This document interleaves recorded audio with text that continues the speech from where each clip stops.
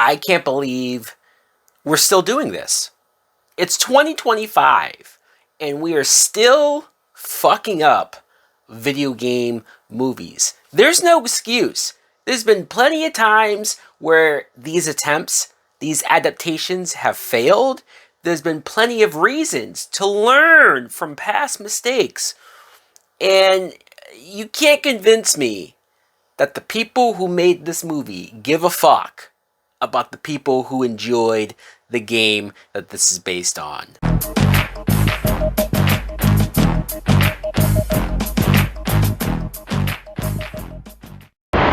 What's going on, everybody? My name is Mike Brown, aka Review King MB, and I tried.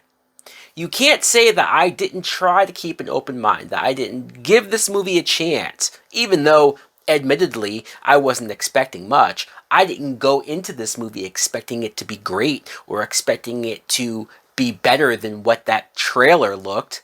No, but because I do love the game, and yes, I am very close to this property. I do love the video game that this movie is based on. I have played the game quite a few times. It's probably my favorite horror video game ever. And I think this game, if you've played it, the people who have experienced it understand. It's the only way to explain why fans love it so much, is because you experience it. And it's sort of just one of those deals where it knew how to take sort of the best parts of the horror genre and make it into a game that you can experience in a playthrough living way, unlike you really could anywhere else. So to try to make that into a movie, and then not just that, but to create this, whatever the fuck this is. I think I remember hearing that the mask behind his head is supposed to be JoJo, his wife. It's like a fucked up, dead version of her face. Look at that. Look how that looks. Let's go through it. The video game came out in 2015, so you could also argue they've had plenty of time to master how to someday, one day, make this into a movie. But what shocked me the most is that this is directed by David F. Sandberg, who, if you don't know who that is, who that director is just from his name, he's directed films like Lights Out, which I know not everybody loved, but I enjoyed it. Annabelle Creation, which out of the Annabelle sequels, it's one of the better ones. And the Shazam movies, which say what you want to say about the second film, but the first one is quite enjoyable. This director is too damn good to produce the bullshit that I just watched. This film, the premise, the plot, if there is one, group of friends who are going into the woods because they're looking for the main character's sister who went missing. And it's okay. It's a lot of tropes. It's a lot of things that you have seen before, been there, done that. But admittedly, the game is filled with a lot of been there, done that as far as horror situations goes. It's not so much of that. It's not so much of whether or not characters in this movie do dumb things, because that's kind of what the game is like as well. The problem is that I don't really like these characters, or I don't really care about them. That's sort of number one. And you also don't get to know them as people, as characters, their personalities, to give a shit when stuff starts to happen to them.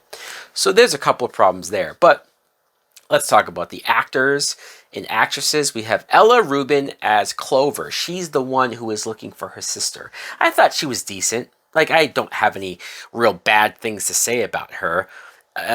Some of the other cast, Max, Megan, Abel, Nina.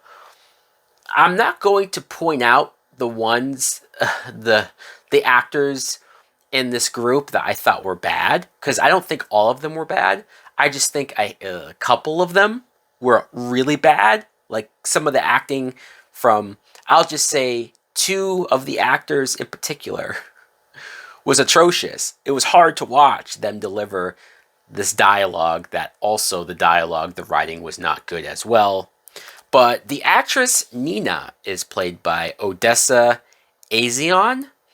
or I think I said her name right. I've definitely seen this actress before. In fact, I think she was in the Hellraiser remake.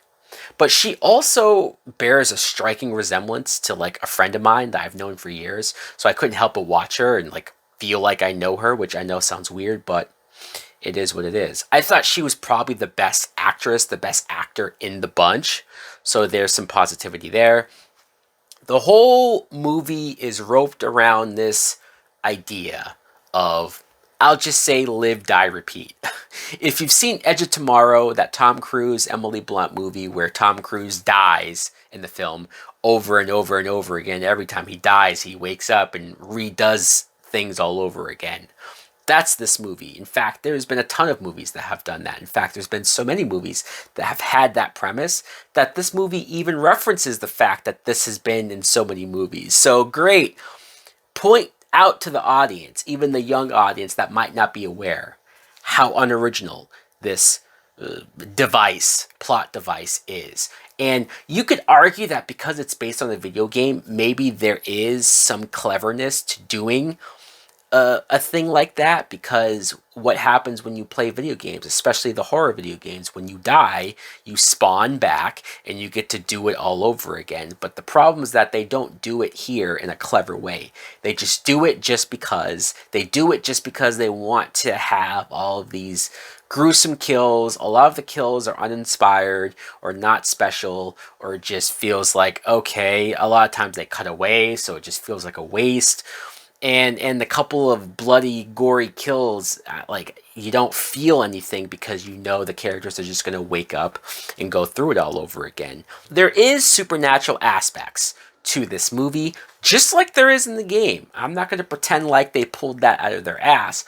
My issue is that, yes, Wendigos are in this movie.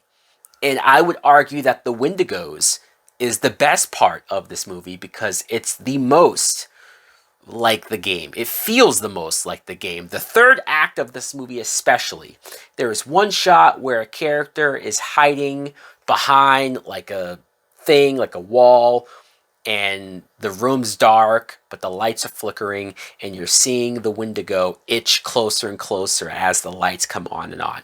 That's the most I felt like anything of the video game, in a good way. And so, sure, there's a couple of stuff with the Wendigos that I'm like, all right, this is kind of cool. But the problem is that there's so much bullshit that you have to sit through. There's so much bullshit that you have to go through. All of the other supernatural stuff that don't involve the Wendigos, that involves, like, this masked killer, which is not... they handle that in a way that's not like the game. And there's a witch character, this other like zombie-like characters, and I'm like, what the fuck is this? What is all of this? Why is the first half of this movie baked on this tacked on, made just for the movie bullshit, only for us to have to wait to get to the good video game shit that we're really actually here for? I don't know why they decided to do it this way. It almost felt like maybe this script was written for something else.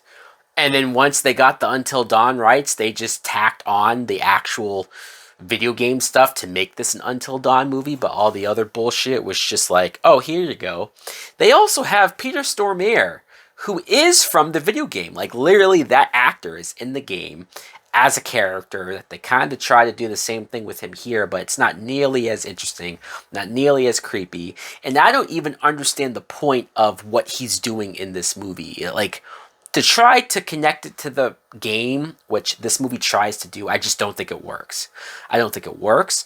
I don't think having the live, die, repeat aspect of this movie makes sense as well to connect this to the game, because the game did not have that. The game didn't have this aspect of you can die and just come back and your characters remember your death and you get another chance like that. It's completely brand new, so it can't take place in the game. I know some people might say you're talking too much about the game. You're comparing this too much to the game, but the movie is bringing up the game, bringing up elements of the game, or bringing up events of the game to connect it. So you can't tell me that I'm just pulling that out of my ass. It's in my face, so it's there. Normally, I like to try to see things on their own, see things for themselves, and I try to find the good in this movie, but I don't think there's enough good in this movie to warrant what they did with it. I think Until Dawn is such a cool concept and such a cool game that it could have made for a cool movie or for a cool horror, maybe Netflix series, but it's just, it continues to just be wasted, some of these like awesome titles and properties. The Last of Us has shown that we can just do the fucking same shit over again and people will enjoy it. People will like it. People who haven't played the games will love it because it feels new and fresh and different. And people who love the game will sit there and respect the fuck that you guys paid respect to the games. Why in 2025 is this such a hard concept to get? Why is this something that they're still not learning? Like, come on, people. Fucking hell. I am gonna give this movie a some old bullshit. Man, this some old bullshit. Anyways, guys, let me know in the comments below. Did you see Until Dawn, the movie, or did you watch the trailer and said, no, fuck that shit? Because if that's the case, I don't blame you. Thanks for watching. Like, comment, subscribe. Later.